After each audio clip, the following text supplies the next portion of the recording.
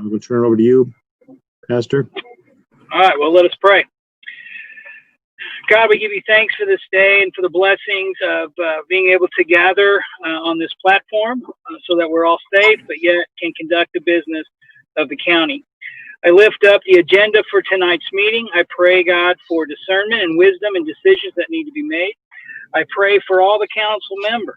I pray for Mike as he leads this group, as well as the others, and all those who have business to bring before the council tonight.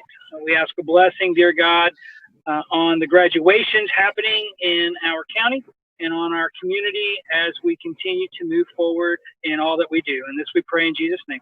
Amen. Amen. Thank you, Pastor. Appreciate it. Thank you. Thanks, Frank. All right, bye.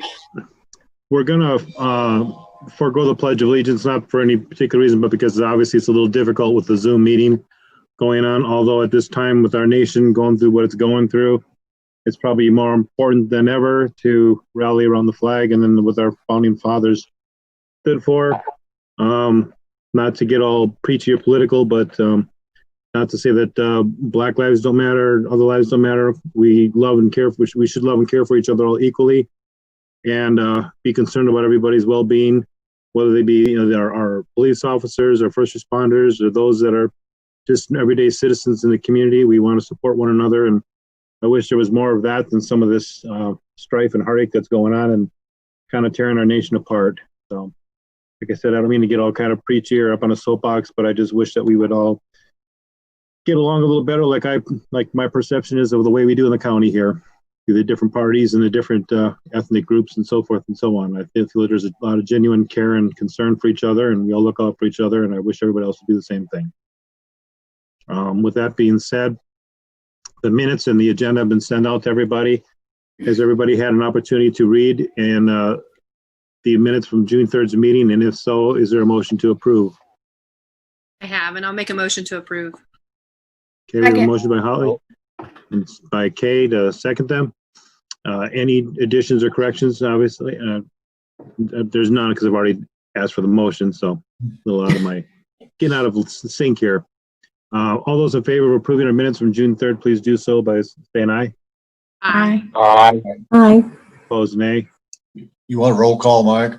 Yeah, we'll do a roll call. Thank you, John, for that reminding me. Gwenta, Yes.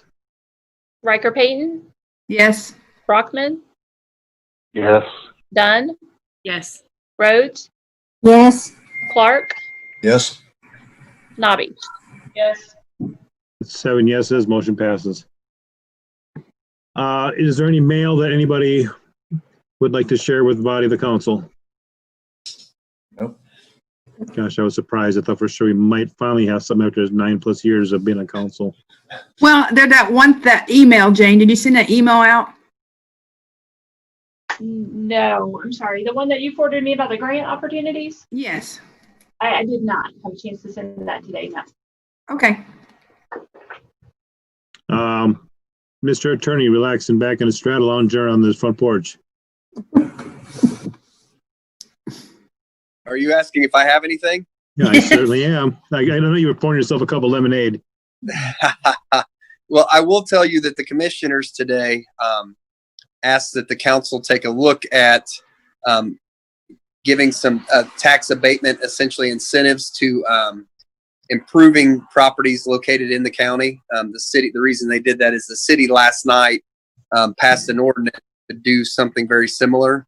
So that's something I could get with you guys if you guys want to push me to start looking into. The only comment to that is that was done a number of years ago when Honda first was coming to Greensburg. That was something that was done here for a couple of the subdivisions that were going on. One of them is behind where I live. And that subdivision today is still not full of its homes.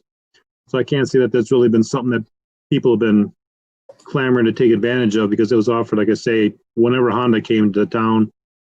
And I would be curious to see, maybe Kathy may even know something when her days as the assessor, if that was anybody that really seized upon that or not. But I don't think there was a lot there.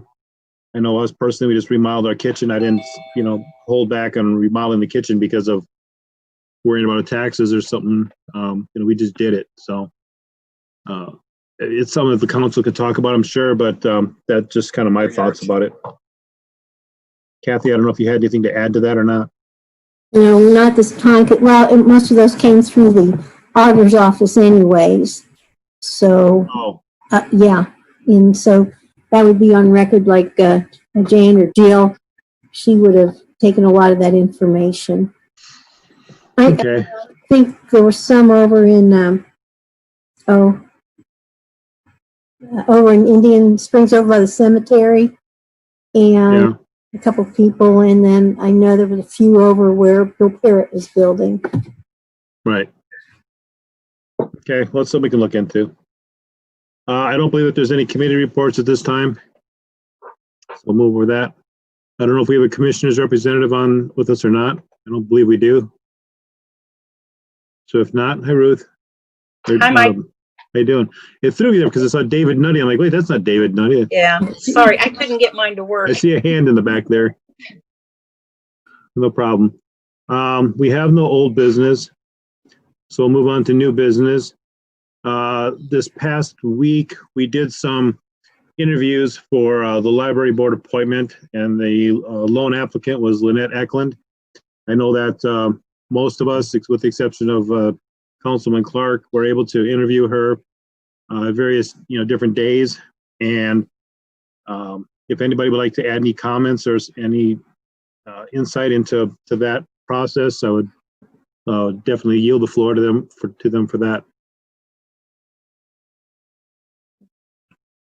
I think the opportunity to interview the applicant, though, it was helpful to me to hear what the applicants would have to say and about their experience and why they wanted on the board.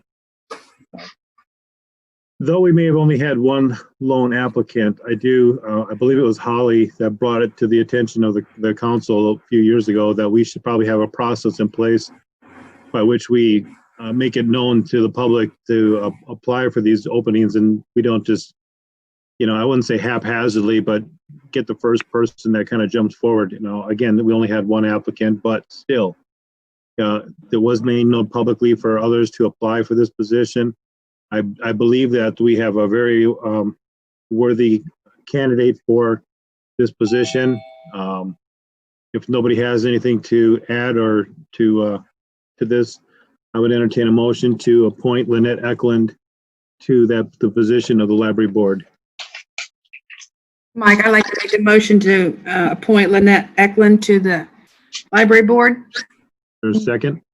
Kathleen seconding that motion. Okay. Any further discussion? If not, we'll do by roll call. All those in favor of approving the appointment for Lynette Eklund to be on the library board can do so. And Lynette was not able to be here tonight. She had a prior commitment. Obviously, we're in a Zoom meeting anyway, so it kind of worked out to her advantage. But Jane, if you could do the roll call vote, please. Winta, Yes. Riker Payton, Yes. Rockman, Yes. Dunn, Yes. Rhodes, Yes. Clark, Yes.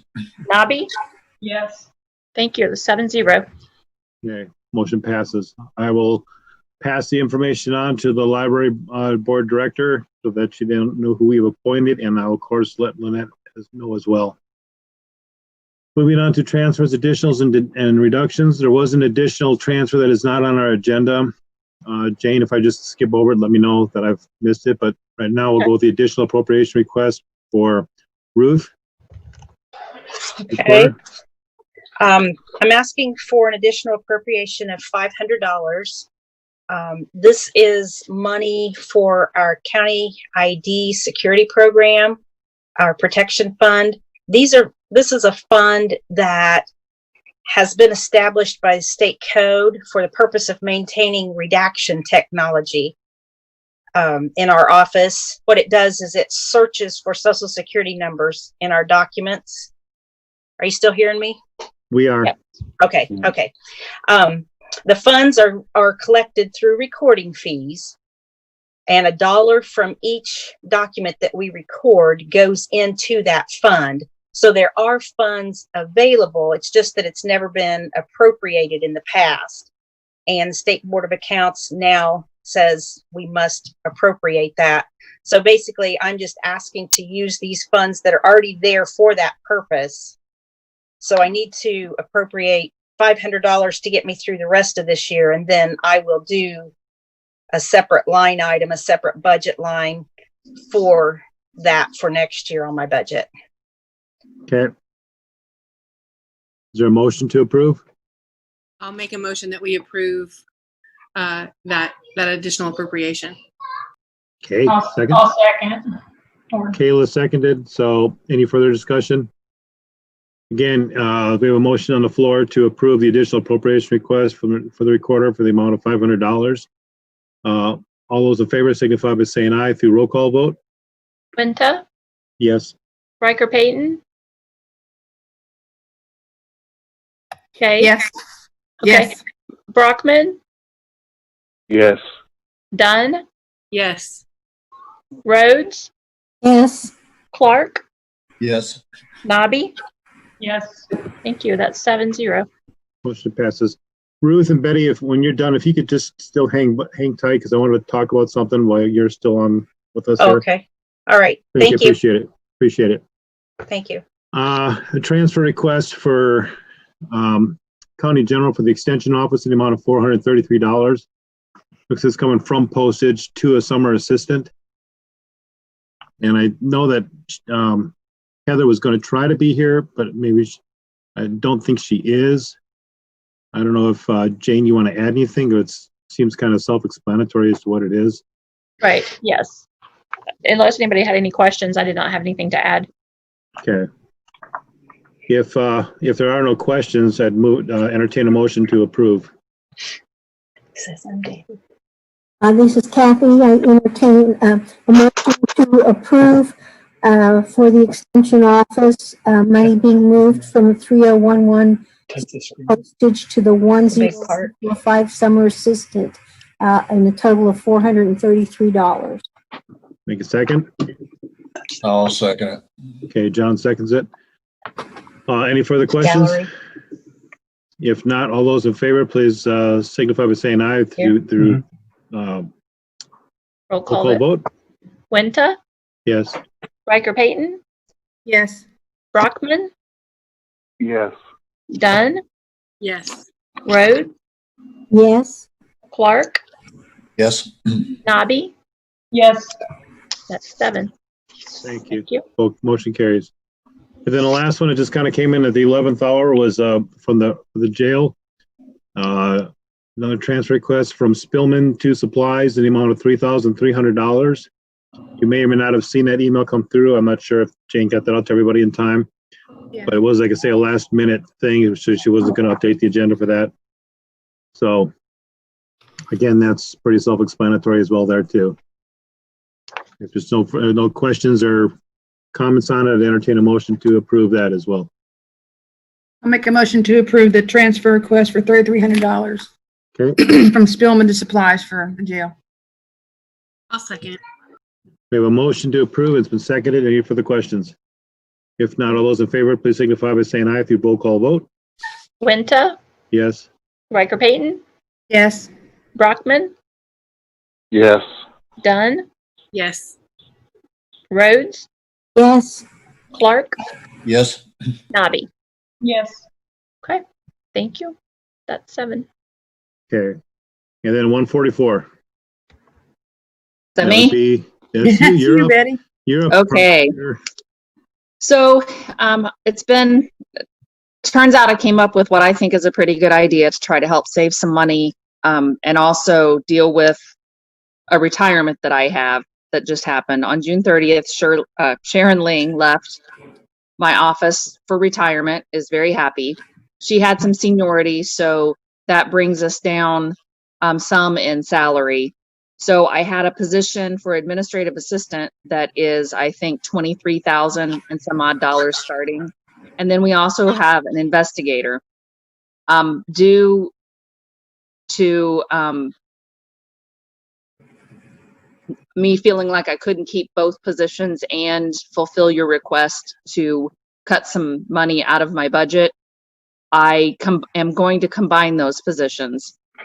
Now, both of those positions have a portion of it that is reimbursed through the 4D. So when I cut my budget, I'm not always cutting dollar for dollar, as you all know. Sometimes I'm cutting 40 cents, 60 cents per dollar, but half of that 23 is in fact dollar for dollar. And then the benefit package that goes along with that is also dollar for dollar. And that's almost $17,000, $16,200 for the insurance benefits, and then retirement on top of that. I am deciding to combine these two positions and make it hourly without benefits. I still would be looking at hiring someone who has investigative skills and background, but also administrative skills and background, so that I could combine them. And I am requesting, instead of the, let's see, the investigator's position was about $15,000, didn't come with benefits. So that's 15 plus 16 plus 20, what was 28, but would be 23 now because of the longevity cut. And I'm asking for $22.50 an hour part-time for, I'd like to be authorized for 35 hours a week, but frankly, I wouldn't anticipate that the person would be available that amount of time. Now, anyway, I think we would be under the 30. And the position of investigator, I've already started returning funds to the county that aren't being used because he is in layoff status, and his position would be eliminated, or that position would be eliminated. So that item would be returned as the year goes on as well. So I'm asking for these positions to be combined for this time. I really think the hours that the person that we have in mind would be limited for the next 18 months or so. Anyway, I don't see going over 30, but I'd like to be authorized for 35 so that when we get to the point where we have less of a financial crunch, then I have the time available. Does that make sense? It makes sense to me only because you and I sat down and we talked about it. I mean, I think it may make sense to others, and I don't want to assume it doesn't, but to boil it all down into something simple and easy. In essence, we're saving money by doing this because she's combining positions, and what she's talking about, the 40 cents and the 60 cents is what we're getting reimbursed from 4D or other part of our miscellaneous income that get expenses that get reimbursed for different salaries and different positions. So, you know, as we sat down and talked about it, it does make sense to do that. And I have no problem with it because, again, in the long run, it's going to should save us some money. And it's probably more efficient. Some of this person's time will also be reimbursable. I have already talked with the firm that handles all of that reimbursement calculation for us, and I can't tell you how much is going to be reimbursable. I can tell you that the previous positions, one was reimbursable on 11 of the 14 or 15,000, and the other was reimbursable at half. So I think it's fair to say that I would expect that to be reimbursed at half of it to be reimbursable at least, which, you know, means we're getting back roughly half of half. But in the meantime, we will also pursue any avenues that we can find for grants or any other funds that we can possibly use to moving forward if we decide that we want to change that position in any way. Good job, Betty. Thank you. So if nobody else has any questions, I would entertain a motion to approve the 144. I just have one, Mike. Sure, go ahead. Before she goes out to seek people, do we need to come up with some kind of job description that combines both duties? That's a good question. I'm not sure. And I don't know, Jeffrey, if you can answer that or not. I don't know if we need to do that or just allow Betty to take the creative liberties in doing that. I mean, I think it makes sense for Betty to create a job description, but we have some jobs where there's a description, some where there's not. But on newly created positions, it would make sense for Betty to create a job description. Right. Well, And I would- it's somewhat a newly created position, It's but just it's also, combining. I'm actually going to have to give, like right now, I don't have anybody in either of those positions. So people without that in their job description are doing those duties. But I can certainly take those two job descriptions and put them together in a document and come up with that. I wouldn't say that it should prevent Betty from finding somebody. I Right. just think it should be kind of a work in progress at some point to have it, but at this point, it should not be something that should hold her up in her desire to fill that position, that she should be allowed to go ahead and pursue that. Yeah, I just thought That's it'd be my a good, thought. I thought it'd be a good idea for whoever they hire or interview that they have a clear understanding of what would be expected from them. And, you know, as far as other people doing it now, most job descriptions usually have the catch-all line in there of other duties as needed, you know, for temporary stuff like that. But there may be a job description already for the investigator and one for the administrative assistant. It should be fairly easy to come up with a catch-all then as she gets, and in case the first person doesn't work out, we'd have it in place for replacement then. But I mean, I have no problem with her going ahead and start the job seeking, you know. We are talking about Betty, so I'm pretty sure she'll be very thorough in the job description for whoever takes that position. Yeah, I just So don't I want have no doubt there. I don't want to have to stick our lawyer on her, so. Gosh, no. Let's not drag him into this now. Yeah, Mike, Miss Kathy, I just wondered, I know when, as we're in the assessor's office, you had a 28-hour limit for part-time. Is that an issue any longer? Or, I think Betty's office is a little different, isn't it, Betty? Well, and there's also, we discussed this a little bit. I did present this to the commissioners today as well, because I'm feeling the crunch of needing to get somebody in there to handle some of these things, just so we can stay in compliance with our reimbursement problems. And pardon me if the camera goes wonky. I have a fireworks display starting in my neighborhood and a very scared dog. So I think there's something in the handbook about that actually being a higher number, and in special circumstances can be different. I think the benefit of doing this at a higher number of hours is that, quite frankly, the kind of person that I would be going after would have benefits already in place from somewhere else. And that is such a savings that I think making this a special circumstance would be justified by saving both the retirement contribution and the medical insurance contribution.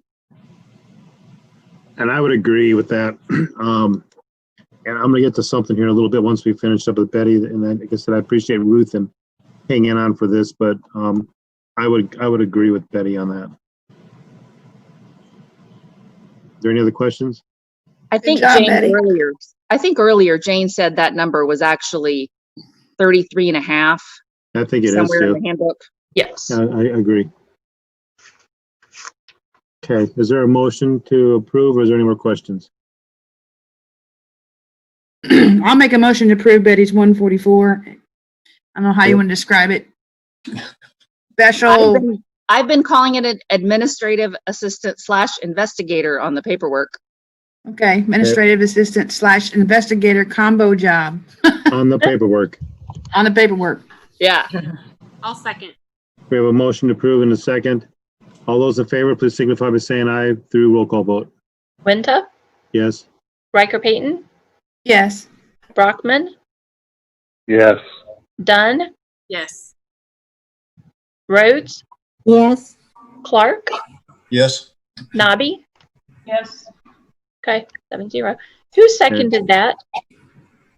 Holly. Did. Holly. Okay, thank you. Okay, Ruth, Betty, climactic end. Okay, I've met with a few of the department heads over the past week or so, and Ruth and Betty were, of course, one of them, and I talked with Jane a little bit too. And I want to stress that we've asked for a 15% reduction across the board, though that number is high for some departments that might be somewhat easier to attain. If other departments, it's going to be extremely hard, if not impossible. So we're hopefully, you talk with Betty, she may be doing a little bit more than 15%, maybe 20 or somewhere like that. But that would hopefully bleed over into, say, Ruth's office, who doesn't have a lot of room to do that. But as I've talked with these few department heads that I have spoken with, I've been impressed with the thought that they've put into their budget so far, and the creative mindset that they've come to grips with in dealing with this, because it's not going to be easy. And we've asked for some hard cuts here in order to make our budget. And in discussing some of these things with some of these department heads, I want to make it 100% clear that this is for a 1-year thing only. So if somebody says, hey, we can get by 1 year with 4 people in our office, but we really need 5, but I'm willing to do that, make a sacrifice for 1 year. We as council members, I feel, should respect that and hold ourselves to that too, and not say, okay, well, you did it with 4, therefore we're going to reduce you to 4. Some of these department heads, they're trusting us to be, fair to them and do the right thing and not take their people. In Betty's place, she's being very creative with manipulating, or maneuvering job titles around. I've talked with Jane, she's got some ideas. I've talked with some other department heads, they've got some ideas. I want to be sure that politicians aren't exactly known for being honest. And I want us to be honest. But we can't guarantee. We got a potential of 3 different, council members coming in the next year. So we can't hold ourselves to it at this point. What I'm saying is, those that are here, and I'm not asking you to speak up and vote one way or the other. I'm just saying, please be considerate of what we've asked our department heads, that we've only asked this to be a 1-year thing, not a permanent thing. And any reductions that they do in staff is meant to meet our request of that 15%. And if I'm speaking out of turn or out of line, somebody correct me, but that was my intention when I wrote that letter and sent it to the department heads.